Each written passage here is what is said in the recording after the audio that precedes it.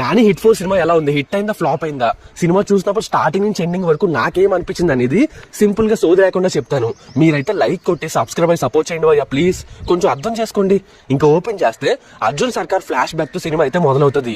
అక్కడి నుంచి మొదలు పెట్టి ఇంటర్వెల్ ముందు వరకు కూడా నీరసంగా స్లోగా వెళ్తుంది భయ్యా. మనకైతే యావరేజ్ సినిమా అనిపిస్తుంది అనమాట. కానీ ఫస్ట్ హాఫ్ లో షాకింగ్ ఫ్యాక్టర్ ఏంటంటే నాని మాట్లాడే బూతు మాటలు, అలాగే నాని క్యారెక్టరైజేషన్ వేరే లెవెల్ భయ్యా.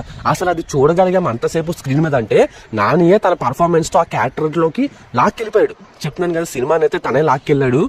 ఇంకా ప్రీ ఇంటర్వల్ దగ్గర నుంచి ఇంటర్వల్ వరకు ఇన్వెస్టిగేషన్ ఒక రీచ్ అయితే వచ్చేసి మనకి మంచి హై అయితే ఇస్తుంది. ఇంకా సెకండ్ హాఫ్ లో స్క్విడ్ గేమ్ లాంటి బ్యాక్ డ్రాప్ పెట్టుకున్నారు. అలాంటి బ్యాక్ డ్రాప్ లో మంచి మంచి సీన్స్ పడుంటే బాగుండేది. బట్ డైరెక్టర్ ఎక్కువగా మాస్ మూమెంట్స్ అలాగే వైలెన్స్ మీద దృష్టి పెట్టాడు. సినిమాలో చాలా మంచి సీన్స్ ఉన్నాయి, బట్ అక్కడక్కడ కొన్ని జీడిపప్పు లాగా తగులుతాయి తప్పిస్తే ఓవరాల్ గా పెద్ద ఇంపాక్ట్ అయితే క్రియేట్ చేయవు.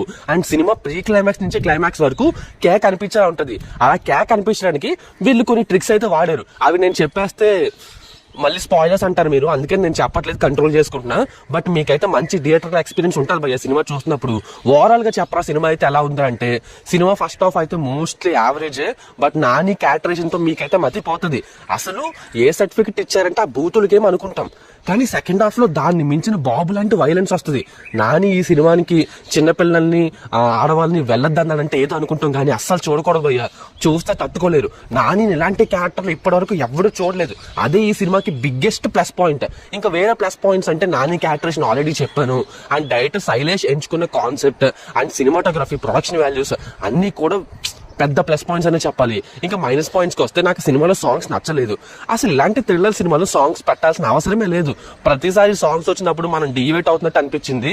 అండ్ సాంగ్స్ అయితే స్పీడ్ బ్రేకర్స్ లా పడ్డాయి భయ్యా. అండ్ బీజం కూడా ఇంకొంచెం ఇంపాక్ట్ క్రియేట్ చేసే విధంగా ఉంటుంటే బాగుండేది అనిపించింది. బట్ ఓవరాల్ గా పర్లేదు. అండ్ మంచి సెటప్ పెట్టుకుని మంచి స్టోరీ పాయింట్ తీసుకుని ఇంకొన్ని మంచి సీన్స్ రాసుంటే బాగుండేది. హడావుడిగా చుట్టేసారం అనిపించింది. అండ్ సినిమాలో ఇంకొన్ని ఎక్కువ ట్విస్టులు పెట్టుంటే బాగుండేది. సో బట్ ఓవరాల్ గా పర్లేదు భయ్య, సినిమా అయితే బాగుంది, అందరికీ నచ్చుతుంది. అంటే మనం ఏవైతే ఎక్స్పెక్ట్ చేసి సినిమాకి వెళ్తామో అవి మనం చూసేసి కంప్లీట్లీ సాటిస్ఫైడ్ గా తిరిగి వస్తాం అనమాట. బట్ కొన్ని యాడ్ చేసి ఉంటే సినిమా ఇంపాక్ట్ వేరే లెవెల్ ఉండదని చెప్తున్నారు. మీకు అర్థమవుతుంది కదా, సినిమా ఫ్లాప్ అనడం లేదు.